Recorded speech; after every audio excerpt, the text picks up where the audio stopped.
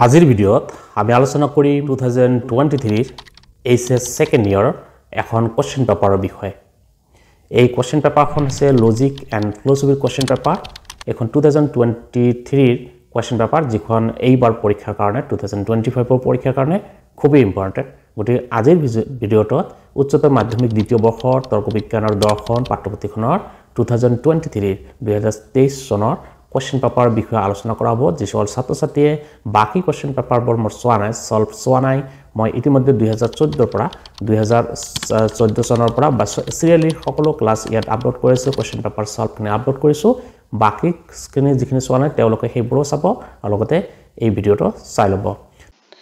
2023 logic and philosophy question পেপাৰখন HS second ইয়াৰৰ question পেপাৰখন যিকেইটা কোৱেশ্চন দিয়া আছে, ইয়াত আছে 1 মাৰ্কছ, 2 মাৰ্কছ, 4 মাৰ্কছ আৰু 6 মাৰ্কছৰ কোৱেশ্চন দিয়া আছে।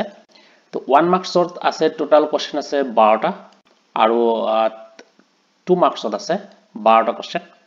আজিৰ ভিডিঅ'ত আমি এই 12টা 1 মাৰ্কছৰ কোৱেশ্চন আৰু 2 মাৰ্কছৰ কোৱেশ্চন 12টাৰ সম্পৰ্কে আলোচনা কৰিম। বাকি যিবোৰ কোৱেশ্চন আছে যেনেকে 4 মাৰ্কছ আৰু 6 মাৰ্কছৰ কোৱেশ্চন, এইবোৰ কোৱেশ্চন অকমান দীঘল হোৱাৰ কাৰণে ভিডিঅ'টো ডাঙৰ হৈ যাব, সেইকাৰণে আজিৰ ভিডিঅ'ত সেইবোৰ আলোচনা কৰা নহ'ব। ইয়াত কেৱল শৰ্ট কোৱেশ্চন দুটা, মুঠতে 1 মাৰ্কছ আৰু 2 মাৰ্কছৰ কোৱেশ্চনখিনি আলোচনা কৰা হ'ব। তো ইয়াত 1 মাৰ্কছৰ প্ৰথম যিটো কোৱেশ্চন আছে, 1 মাৰ্কছৰ যিটো প্ৰথম কোৱেশ্চন আছে, সেই কোৱেশ্চনটো হৈছে তৰ্ক বিজ্ঞানৰ আলোচ্য বিষয়বস্তু কি? এইটো 1 মাৰ্কছৰ কোৱেশ্চন। ইয়াৰ উত্তৰ হ'ব অনুমান বা যুক্তি। তৰ্ক বিজ্ঞানৰ আলোচ্য বিষয়বস্তু হৈছে অনুমান বা যুক্তি। 2 নম্বৰ কোৱেশ্চন, নিগমনাত্মক অনুমান বস্তুগত সত্যতাৰ লগত জড়িত হয়নে? ইয়াৰ উত্তৰ হ'ব নিগমনাত্মক অনুমান বস্তুগত সত্যতাৰ লগত জড়িত নহয়। 3 নম্বৰ কোৱেশ্চন, নিৰীক্ষণত ঘটনাৱলীক নিৰীক্ষকৰ সম্পূৰ্ণ নিয়ন্ত্ৰণাধীন হয়নে? ইয়াৰ উত্তৰ নহয়। নিৰীক্ষণত ঘটনাবিলাক নিৰীক্ষকৰ সম্পূৰ্ণ নিয়ন্ত্ৰণাধীন নহয়। 2 নম্বৰ কোৱেশ্চন, অবৈজ্ঞানিক আগমনে কাৰ্যকৰণ বিধিৰ ওপৰত নিৰ্ভৰ কৰেনে? ইয়াৰ উত্তৰ হ'ব অবৈজ্ঞানিক আগমনে কাৰ্যকৰণ বিধিৰ ওপৰত নিৰ্ভৰ নকৰে। তাৰপিছত 3 নম্বৰ কোৱেশ্চন, প্ৰকল্পৰ তৃতীয় স্তৰটো কি? ইয়াৰ উত্তৰ হ'ব নিগমনাত্মক পদ্ধতিৰ প্ৰয়োগেৰে সিদ্ধান্ত নিশ্চৰণ। নিগমনাত্মক পদ্ধতিৰ প্ৰয়োগেৰে সিদ্ধান্ত নিশ্চৰণ। তাৰপিছত আছে 1 নম্বৰ কোৱেশ্চন, নেভ ৰিয়েলিজম সৰল বাস্তৱবাদ শব্দটো প্ৰথমে ব্যৱহাৰ কৰা দাৰ্শনিকজনৰ নাম লিখা। ইয়াৰ উত্তৰ হ'ব ডুৰাণ্ড ড্ৰেক। আমি ডুৰাণ্ড ড্ৰেক ইয়াৰ উত্তৰ লিখিব লাগিব। 2 নম্বৰ কোৱেশ্চন, নীতিবিদ্যাৰ আদৰ্শ কি? ইয়াৰ উত্তৰ হ'ব শিৱ বা কল্যাণ। শিৱ বা কল্যাণ লিখি দিলে হ'ল বা শ্ৰেয় লিখি দিলেও হৈ যাব। 1 নম্বৰ কোৱেশ্চন, মুখ্য গুণৰ এটা উদাহৰণ দিয়া।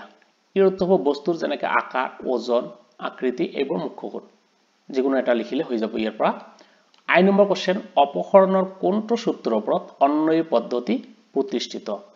ইয়াৰ উত্তৰ হ'ব অপসৰণৰ প্ৰথম পদ্ধতিৰ ওপৰত প্ৰথম সূত্ৰৰ ওপৰত অন্বয়ী পদ্ধতি প্ৰতিষ্ঠিত। তাৰপিছত যে নম্বৰ কোৱেশ্চন, নীতিবিদ্যাত কোনবোৰ কৰ্মক নৈতিক বিচাৰৰ বিষয়বস্তু বুলি বিবেচনা কৰা হয়? ইয়াৰ উত্তৰ হ'ব ঐচ্ছিক কৰ্ম। তাৰপিছত আছে কে নম্বৰ কোৱেশ্চন, ধৰ্ম শব্দটো কি সংস্কৃত ধাতুৰ পৰা উৎপত্তি হৈছে? ইয়াৰ উত্তৰ হ'ব ধৰ্ম শব্দটো সংস্কৃত ধৃ ধাতুৰ পৰা উৎপত্তি হৈছে। তাৰপিছত লাষ্ট যিটো কোৱেশ্চন আছে সেইটো হৈছে ধৰ্ম হল আবেগ স্পৰ্শিত নৈতিকতা। কথাষাৰ কোনে কৈছিল? ইয়াৰ উত্তৰ হ'ব মেথিউ আৰ্নল্ড। তাৰমানে মেথিউ আৰ্নল্ডে কথাষাৰ কৈছিল। তাৰপিছত আছে 2 নম্বৰ কোৱেশ্চন। 2 নম্বৰ 2 মাৰ্কছৰ কোৱেশ্চনখিনি। 2 মাৰ্কছৰ কোৱেশ্চনখিনি প্ৰথম কোৱেশ্চনটো যিটো আহিছে এইটো তথাকথিত আগমন বুলিলে কি বুজা? এইখিনি মই এনেকে লিখিছো, ইয়াতে চাই দিলে হৈ যাব, এইখিনি লিখি দিলে হৈ যাব। যি আগমন অনুমানত আগমনাত্মক জাপ উপস্থিত নাথাকে, অৰ্থাৎ যি আগমনত বিশেষ বস্তু বা ঘটনা সম্বন্ধে জ্ঞানৰ সহায়ত সেই জাতীয় সকলো বস্তু বা ঘটনা সম্বন্ধে সামান্য সম্বন্ধৰ জ্ঞানত জ্ঞাত সত্যৰ ভিত্তিত অজ্ঞাত সত্যত উপনীত হোৱা নাযায়, সেই আগমনক তথাকথিত আগমন বা আগমনাভাস বোলা হয়। এইখিনি লিখি দিলে এই উত্তৰটো হৈ যাব। তাৰপিছত যেটো 2 নম্বৰ কোৱেশ্চন ইয়াৰ এটা নাইবা আছে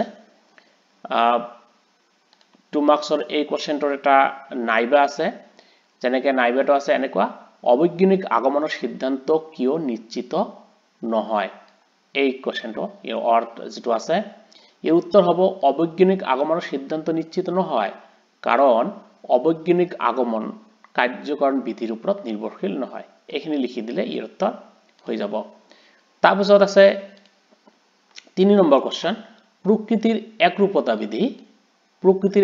বিধিৰ দুটা ৰূপ কি কি ইয়াৰ উত্তৰ হ'ব এটো প্ৰকৃতিৰ একৰূপতা বিধিৰ দুটা ৰূপ হল মানে প্ৰকৃতিৰ একৰূপতা বিধিৰ এটো ইয়াৰ উত্তৰ প্ৰকৃতিৰ একৰূপতা বিধিৰ দুই প্ৰকাৰ মানে দুটা ৰূপ আছে সহ অস্তিত্বৰ একৰূপতা আৰু অনুক্ৰমৰ একৰূপতা ইংৰেজীটো ইয়াত দিয়ে আছে এটো হৈছে ইয়াৰ উত্তৰ তাৰপিছত যেটো কোৱেশ্চন আছে ইয়াৰ নাইবা এটা আছে উপাদান কাৰণ কি এটা উদাহৰণ দিয়া উপাদান কাৰণ মানে ইয়াৰ উত্তৰ হ'ব কোনো এটা বস্তু যি দ্ৰব্য বা পদাৰ্থৰে গঠিত তাকে বস্তুটোৰ উপাদান কাৰণ বলা হয় উপাদান কাৰণ হল কেঁচা সামগ্ৰী বা পদাৰ্থ যাৰ সহায়ত কোনো এটা বস্তু তৈয়াৰ কৰা হয় উদাহৰণস্বৰূপে মাৰ্বল পাথৰেৰে ভূপেন হাজৰিকাৰ মূৰ্তি এটা সজালে মাৰ্বল পাথৰ হ'ব উদাহৰণ মানে উপাদান কাৰণ ইয়াত সংজ্ঞা দিয়া আছে বা বস্তুটো কি হেতু লিখা আছে আৰু উদাহৰণটো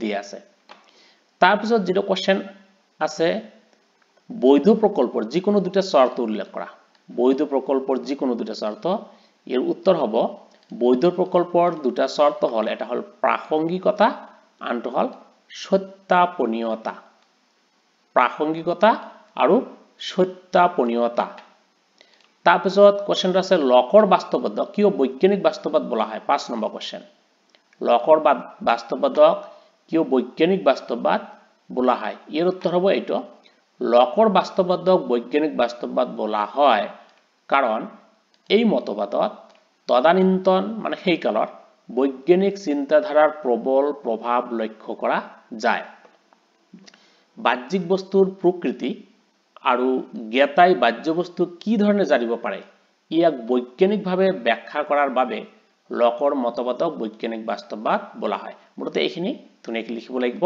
তেনেহলে কোৱেশ্চনটো এনসাৰটো ক্লিয়াৰ হ'ব তাৰপিছত যেটো কোৱেশ্চন আছে কৰ্তা বিষয়ক প্ৰকল্পৰ এটা উদাহৰণ দিয়া 6 নম্বৰ কৰ্তা বিষয়ক প্ৰকল্পৰ এটা উদাহৰণ ইয়াৰ উত্তৰ হ'ব কোনো এটা ঘৰত চুৰি হোৱাৰ ক্ষেত্ৰত ঘটনাটোৰ কৰ্তা অৰ্থাৎ চোৰ সম্পৰ্কে যি প্ৰকল্প গঠন কৰা হয় সেইটো কৰ্তা বিষয়ক প্ৰকল্প এইটো লিখি দিলে ইয়াৰ উত্তৰ হৈ যাব তাৰপিছত কোৱেশ্চনটো আছে 7 নম্বৰত সৰল বাস্তৱবাদৰ দুটা বৈশিষ্ট্য উল্লেখ কৰা দুটা বৈশিষ্ট্য লাগে সৰল বাস্তৱবাদৰ দুটা বৈশিষ্ট্য হল মই ইয়াত বহুত কেইটা উল্লেখ কৰিছো ইয়াত দুটা মাত্ৰ কৈ দিছো সৰল বাস্তৱৰ বৈশিষ্ট্য দুটা হল 1 নম্বৰ বাহ্য জগতত অসংখ্য বস্তুৰ অস্তিত্ব আছে নদ নদী পাহাৰ পৰ্বত চন্দ্ৰ সূৰ্য গ্ৰহ প্ৰবৃত্তি অসংখ্য বস্তুৰে গঠিত এখন বাহ্য জগত অস্তিত্বশীল সৰল বাস্তৱতা এটো বিশ্বাস কৰে 2 নম্বৰ বাহ্য জগতৰ জ্ঞান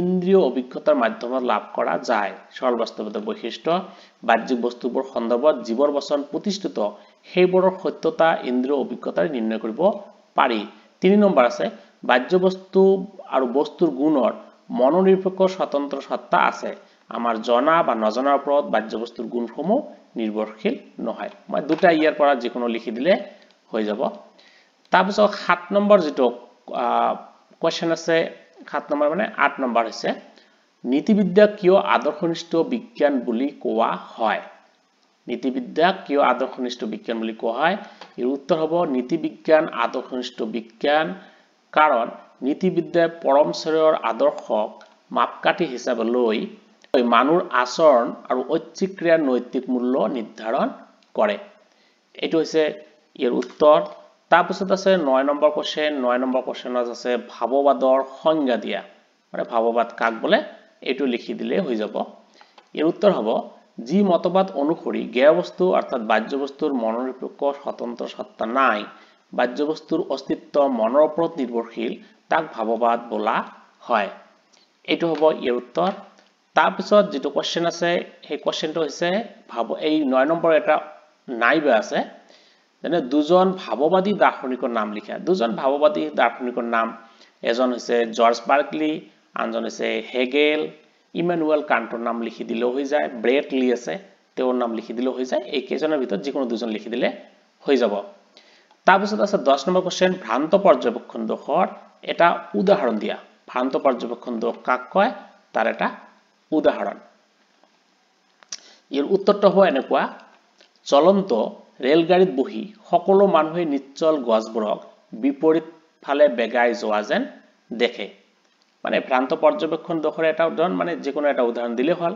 তো চলন্ত ৰেলগাড়ীত বহি সকলো মানুহে নিশ্চল গছবোৰক বিপৰীত ফালে বেগাই যোৱা যেন দেখে এনেকুৱা প্ৰত্যক্ষ সবৰে হয় তাৰপাছত ৰচিক সাপ বুলি দেখা এইটো এটা ভ্ৰান্ত পৰ্যবেক্ষণ এইবোৰ উদাহৰণ লিখি দিলে হৈ যাব তাৰপিছত আছে 11 নম্বৰ কোশ্চেন নৈতিক ক্ৰিয়াৰ সংজ্ঞা দিয়া নৈতিক ক্ৰিয়াৰ সংজ্ঞা মানে লিখা নৈতিক ক্ৰিয়াৰ সংজ্ঞা হৈছে নৈতিক ক্ৰিয়া যি ক্ৰিয়াৰ নৈতিক গুণ আছে অৰ্থাৎ যি ক্ৰিয়াক ভাল বেয়া উচিত অনুচিত আদিৰ লগত জড়িত তাক নৈতিক ক্ৰিয়া বলা হয় ইয়াৰ এটা নাইবা আছে যেনে কামনাৰ সংঘাত বুলিলে কি বুজা কামনাৰ সংঘাত ইয়াৰ উত্তৰ হ'ব একে সময়তে মানুহৰ মনত উদয় হোৱা একাধিক কামনাকে কামনাৰ সংঘাত বা দ্বন্দ্ব বলা হয় মানে একে সময়তে যদি একাধিক কামনাৰ মাজত মনৰ মাজত উদ্ভৱ হয় তেনলে তাকে কামনাৰ সংঘাত বুলি কোৱা হয় তাৰপিছত যেটো কোশ্চেন আছে এটো হৈছে 12 নম্বৰ কোশ্চেন পৰিশেষ পদ্ধতিৰ এটি বাস্তৱ উদাহৰণ দিয়া এই উত্তৰ হ'ব পৰিশেষ প্ৰণালী বাস্তৱ উদাহৰণ মালেৰে হৈতে গাড়ীৰ ওজন 1.5 টন আমি আগৰে পৰা জানো খালি গাড়ীখনৰ ওজন 1 টন গতিকে সিদ্ধান্ত কৰা হল মালৰ ওজন আধা টন এটো হৈছে ইয়াৰ উত্তৰ তাৰপিছত যেটো কোশ্চেন আছে সেই কোশ্চেনটো হৈছে বেটৰিক পদ্ধতি কেতিয়া কাকতলীয় দোষযুক্ত হয় এটো হৈছে 13 নম্বৰ লাস্ট কোশ্চেন বেটৰিক পদ্ধতি কেতিয়া কাকতলীয় দোষযুক্ত হয় ইয়াৰ উত্তৰ হ'ব অতি সতৰ্কতাৰে বেটৰিক প্ৰণালীৰ প্ৰয়োগ নকৰিলে অনুমান কাকতলীয় দোষযুক্ত হয় মানে অতি সতৰ্কতাৰে বেটৰিক প্ৰণালী প্ৰয়োগ নকৰিলে সেই অনুমান কাকতলীয় দোষযুক্ত হয় এটো হৈছে 13 নম্বৰ কোশ্চেন 2023 কোশ্চেন পেপাৰখনত ইয়াত কেৱল মই 1 নম্বৰ আৰু 2 নম্বৰ প্ৰশ্নখিনি কৈ দিছো যদি 4 নম্বৰ বা 6 নম্বৰ কোনো এটা প্ৰশ্ন তোমালোকে ছাত্ৰ ছাত্ৰী সকলে নাপায় কৰবাতো তেনহলে কমেন্ট কৰিলে হল মই সেই কোশ্চেনটো দি দিব পাৰিম ধন্যবাদ